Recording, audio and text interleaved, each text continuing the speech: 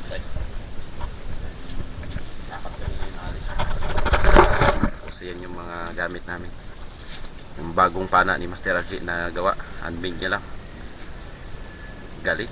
PVC handle. Handmade. Tapos yung sa akin, yung patos pa rin. Ayan lang. So, kita-kits tayo sa bye-bye mga kaspero.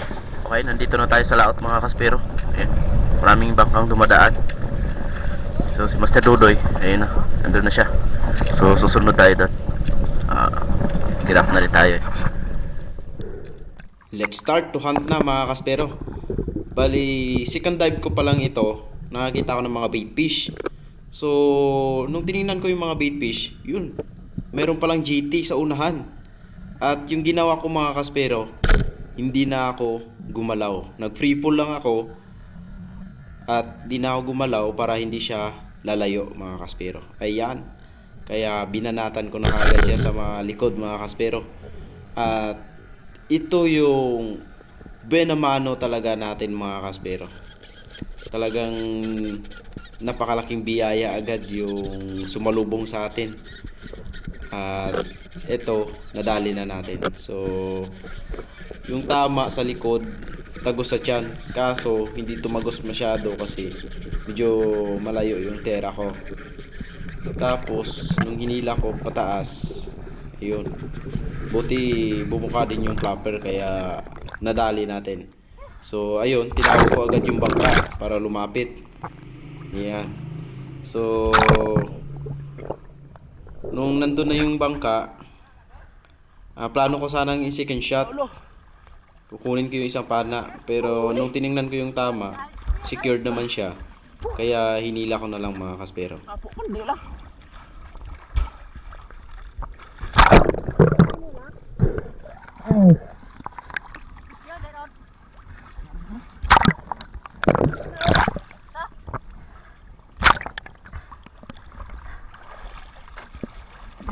Panata. Ang imo ba? Ang imo. Ha? Sige lang. Natakot na lang. Natakot na.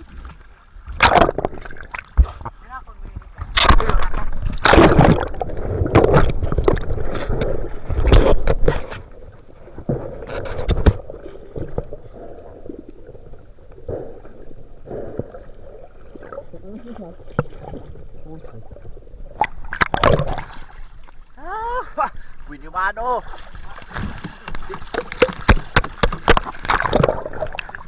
Dali!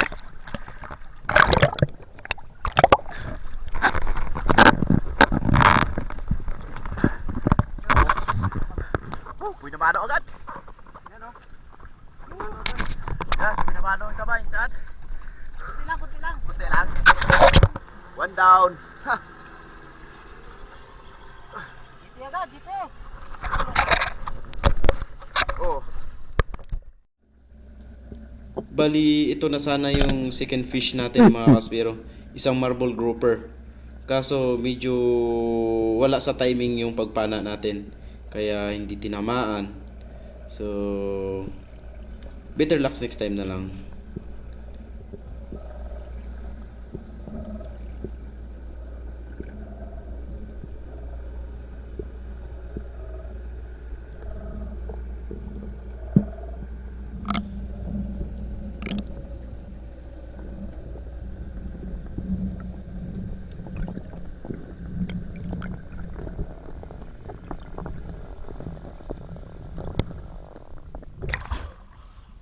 Sayang. Bali, ito na yung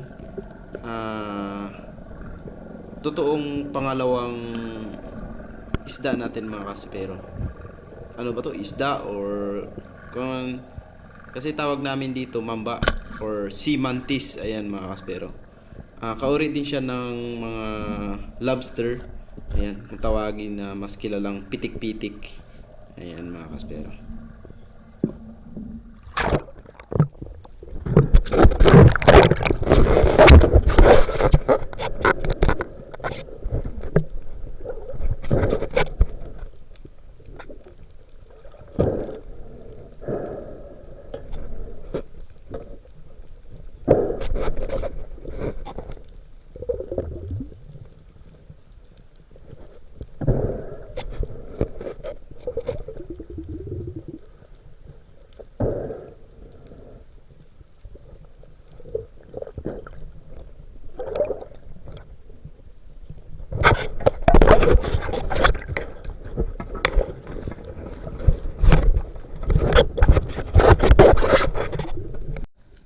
At ito na mga kaspero.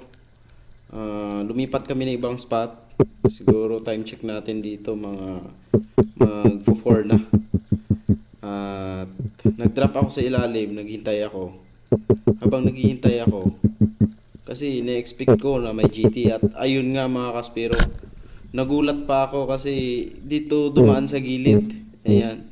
Kaya tinimingan ko at ayun, sapul naman siya sa ulo. Ayun. Tirik lang siya mga kaspero. Pero hindi naman yan na patay agad. So medyo critical lang yung tama niya. Ayan. So balik pangalawang GT natin ito mga kaspero. At secured na tong fish na to kasi ang ganda ng tama. Hindi na kailangan na makipaghilahan pa.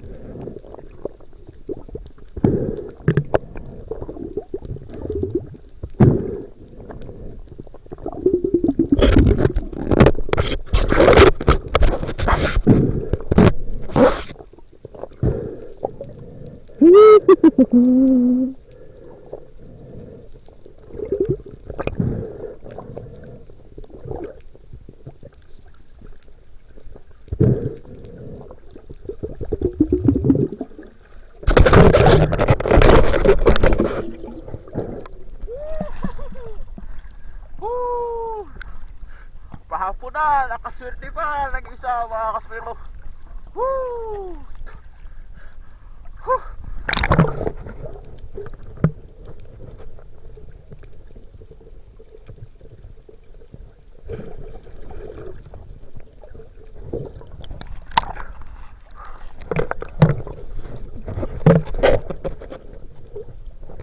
Wow!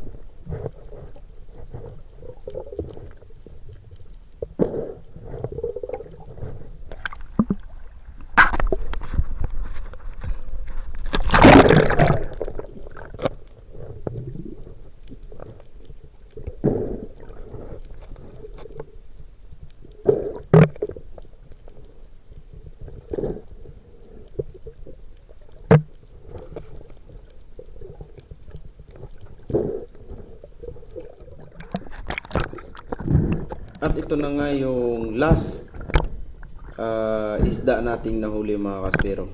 So time check kasi natin dito mga 5:45 na ng hapon. So medyo madilim na sa ilalim. Kaya nag-decide ako na huwag na akong mag-open ng camera. Kaso lang, nung pagdapa ko, naghintay ako. Kasi hindi naman ito masyadong malalim. Nasa 12 meters lang siguro. Naku, dumaan yung giting malaki mga kaspero at dumaan talaga sa harapan ko. Kaya binana ko na kaagad. Kaso lang, hindi ko na timingan kasi biglang daan sa harap ko. Ayan. Ang laki nito mga kaspero, 19 kilos. Grabe. Kaya binanatan ko agad. Sayang wala yung footage. Pero nagpaahaw na ako. Inopen ko na kagad yung camera ko para mabidyohan siya mga kaspero. At ayan, medyo taas ng konti. Maganda sana kung spy shot ito mga kaspero para hindi siya masyadong lalaban. So tinawag ko na kaagad yung bangka. at si Master RG para i-second shot. Kaso nung tiningnan ko yung tama niya, secured naman, kaya hindi ko na pina-second shot. Inangat na namin sa bangka. Grabe, ang saya sa pakiramdam kasi sa simula kami ng umaga, mga alas 9 or 10 a.m. Tapos umuwi kami ng 6 p.m. na, mga kaspero. At naka-apat na isda ako, mga kaspero. 3 GT, isang Simantis. Ayan. Ayan, ito yung last natin na pana, mga kaspero. Ito yung malaki. Kaso ito rin yung walang video yung pagpana kasi kala ko walang isda. Meron pala. Yan.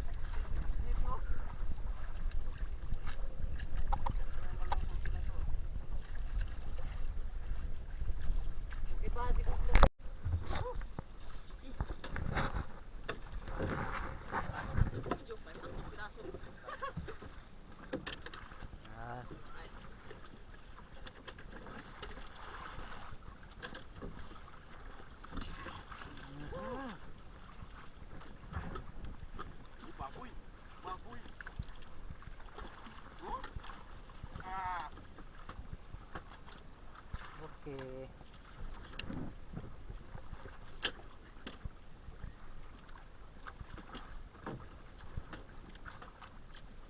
Natin storage para dito sa pasok yun.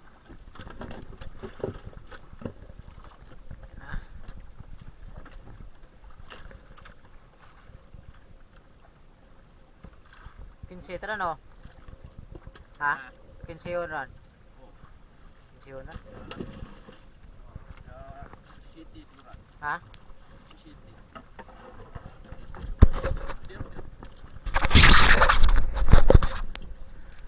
Yan, bali dalawa na yung GT natin. Ito yung pangalawang na pana, ito yung pangatlo. Yung una na binta na. Right? Oy, may blue. Nakita ako ng blue ah. Right, pauwi na kami. Hapon na. Oras na, ano? Oh, 6 p.m. na. Uwi na. Master Gabi. Natsambahan. Si Master Lai RGO. Sabi ko sa kanya, mag-second shot siya eh. Tumalon din.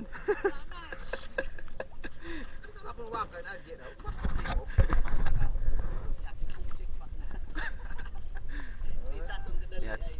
So, pauwi na tayo. So, doon pa tayo sa Diniwid kasi dito tayo ngayon sa Ilig-Iligan. Iikot tayo. So, let's go mga kaspero. Doon na lang tayo kita-kits. So yun, nandito na tayo sa bahay, mga kaspero. Ayan, kasi yung unang huli kong GT, binili agad dun sa bye-bye pa lang yung dumadaang mga nag-island hopping. So binili agad yung isang GT. Around 7 or 8 kilos yata yung isa na yon, yung una. Tapos nakapana si Master Dodoy niya noon, yung Diamond Trevally. Tapos sinundan ko rin ng isang Giant Trevally ulit, mga kaspero. Ayan. So nasa 10 kilos. Then itong sumunod na to, ito na yung 19 kilos, mga kaspero. Ayan, tingnan nyo. 19 kilos yan. Sarap sa pakiramdam. Pam talaga, mga kaspero. And of course, shoutout natin yung mga spero natin from Iligan, Misamis Oriental. Yun, salamat mga kaspero sa walang sawang pagsuporta. So, bago tayo magtapos sa ating video na to, shoutout muna tayo.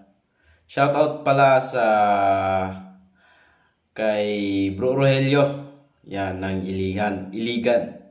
So, bali, shoutout nga pala sa Dalipuga Spearfishing Community. Ito yung mga kasamahan ni Bro Rogelio sa Iligan, Misamis Oriental. So, kay Hilbert Primasio, shout out sa iyo, bro. Tapos kay Michael Hanolge, shout out. Of course, sa ating idol Aquaman Spero, shout out, bro. And may YouTube channel yan. At subscribe mo na rin yung YouTube channel ni Aquaman Spero. And syempre sa ating spare gun maker, kilalang kilala nyo to mga kaspero. Ito yung kay Cola Spare Gun. Napakaswabe yung mga gawa rin nitong mga SG natin mga kaspero. Of course sa Bisayang Mamanaay. Ayan, shoutout sa iyo bro. Tapos kay James Umali, shoutout rin po. And then sa Lanao, Misamis Oriental, Iligan, Spiro. Ayan. Tapos kay Vincent Binsig, shoutout sa iyo bro. Tapos sa Spiros Q Nico, shoutout. Kay W Target, ayan, shoutout sa iyo bro. And of course kay Loloy Spiro, Feb Lumaya, Regis Spiro, Eusebio, Aljon Alinyabon, Manman, Nuki Morn, Marlon, Rins Digin, Milot Pison, and 17 OG, Richard Cabiladas, SK Council of Dalipuga, Cabiladas Family. Shoutout sa inyong lahat, and syempre, nagpapasalamat ako sapagkat nandyan kayo, laging sumusuporta, at ingat kayo lagi dyan, and God bless.